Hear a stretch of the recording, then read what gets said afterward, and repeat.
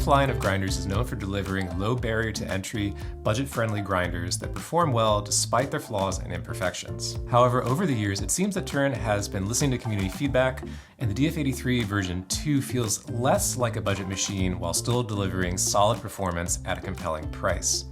And while it still has some imperfections, I think this may be one of Turin's most compelling grinders yet. Before we get into it, I want to thank Joe Kolb over at Espresso Outlet for sending this grinder out for me to try. But this video is not sponsored, and the thoughts and opinions are my own. In many ways, this is the same solid 83mm flat burr grinder as the V1, but they've added an anti-static plasma generator and updated declumper that makes RDT unnecessary for espresso. This may seem like a small thing, but the static issue being a thing of the past is a huge quality of life upgrade.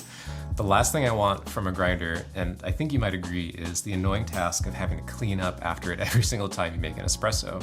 It really makes the whole thing, in my opinion, feel a lot more polished. A few other touches that make this feel like more of a premium grinder within Turin's lineup is the familiar wood top and the new metal dosing tin and funnel. It's much easier to keep clean, and coffee doesn't cling to it like the previous plastic version. The on-off button and power cable are still located on the right-hand side. And a lot of people are bothered by the cable on this side, and I agree it's a bit weird, but I kind of forget about it on the day-to-day. And that's because I'm usually a little distracted by one of my only complaints about this grinder. So this grinder is pretty loud. It's honestly my only major complaint. If you have a small space or have just sensitive ears or sensory issues around sudden loud sounds, it could be a deal breaker for you. It's not just the volume though, it's the pitch. On my tuner, it registers as C7, which is quite high and quite shrill. All right, so for reference, here is C4, middle C, C5, C6, and musician friends, please do not judge me. Here is C7.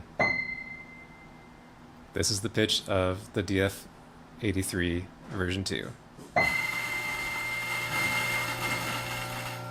And to be fair, this may change with a different burr set, and I think it has gotten a little less loud as the burrs have been seasoned, or I've just gotten used to it over the course of the last 4 to 5 weeks testing it. Where I am right now in the middle of the room, it's really not a big issue, but against the wall or under the counter, basically anywhere where sound can reflect towards you, it can be overwhelming. But when I first got it, do you remember the Wailing Stone episode of Steven Universe?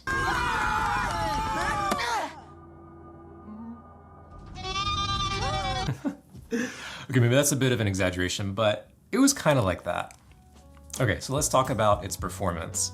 Espresso grinding with this grinder is quite fast. It takes about 8 seconds for 18 grams of coffee. And if you use the hopper, it will likely be faster, but I really don't recommend using the hopper. I actually don't really get why it's included on a grinder with no timer, because I could see someone accidentally wasting a ton of coffee, but it was included if you want it. There you go. Perhaps there's some niche market for it. I feel like you can't have a grinder video anymore without niche popping up. As far as flavor profile goes, with the stock burrs, it produces a heavy body with lots of texture and sweetness. There's some acidity there that's enough to round everything out for blends and coffees that lean more into the traditional profile. Think like chocolatey, nutty, maybe even a little bit earthy. But for more lively single origins, it feels a bit too heavy and flat and always leaves me wanting a little bit more.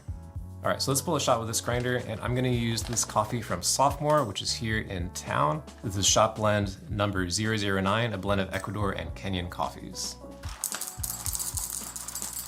I should say that retention, if you choose not to use bellows, which you totally could, is about 0.1 to 0.2 grams, so just kind of updose a little bit. I kind of am in the habit of updosing a little bit anyways, because sometimes the bellows don't get quite everything out, so it's not exactly 0.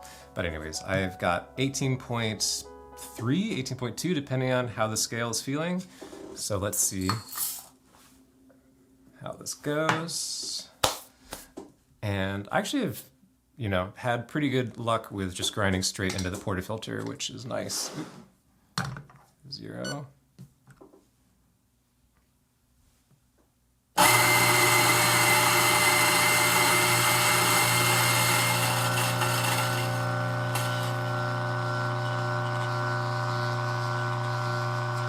All right, first no bellows. 18.2, so we only lost like 0.1, so pretty dang good.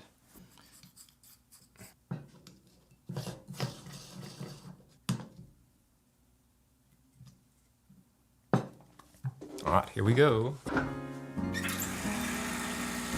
feel like it's been a while since I've had the red cups, so it's nice to have these back. So the body on this coffee is really satisfying. It's definitely on the heavy side, but I still do feel like I'm getting a bit of that Kenyan component. And there's a lot of like stewed blackberries, a lot of just like very like baked fruit coming in. But it's really like encapsulated by a lot of like heavy nutty kind of toasty flavors. Yeah, and I'd say this is about a medium. I wouldn't say it's going into like a dark roast, but it's definitely more developed. It's not a super light roast. Light roasts on this grinder definitely are a bit of a struggle in my opinion for espresso, but if you have a more developed profile like this, I think it's actually pretty darn tasty. There is a little bit of acidity there, but it's not a ton. So, you know, it's definitely, I would say, I think a good way to describe it is that if you're really into super light, high clarity coffees, this is obviously probably not for you, but you won't be super upset by it either because there is a little bit of complexity in there, though it does have, again, that frame of kind of nutty praline toastiness to it. For people who do like the more traditional style with heavy texture, lots of sweetness and lots of body, I think that this is going to be something you'll really enjoy. And it does have like a little bit of that acidity there, so if you throw something a little bit different through your grinder, it's gonna pick it up a bit, though it definitely won't treat you super well if you go with like a really light roasted coffee, for example. Now, compared to the stock Italian mills on the DF64, oof, hello. They're incredibly similar. If anything, they lean more into that traditional profile on the 83. I found that the 64mm variation offered a little bit more vibrance and works slightly better with a wide variety of espresso. But the difference is extremely slight. And I think the same is pretty much true for the stock burrs on filter coffee. The filter quality is good, and switching back and forth is actually pretty easy to do. I did enjoy filter coffees made with this grinder, but I would probably get a little bored if it were my main filter grinder.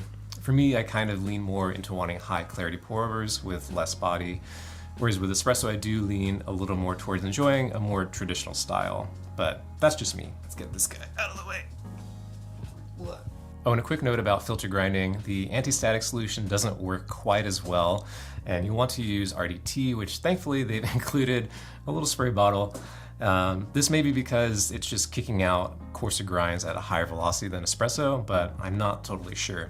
Just don't throw out your RDT bottle just yet if you want to use this grinder for a filter. Overall, the stock burrs present a really nice traditional style of coffee. Again, there is a little acidity, though not zero, and heavy sweetness and texture. If you want to get more adventurous, you want to look into other options available out there, particularly from SSP. But know that when you're looking at the 83mm size versus 64, you'll pay quite a bit more for the 83mm version. And that begs the question, who is this grinder for, right? I mean, who is it for?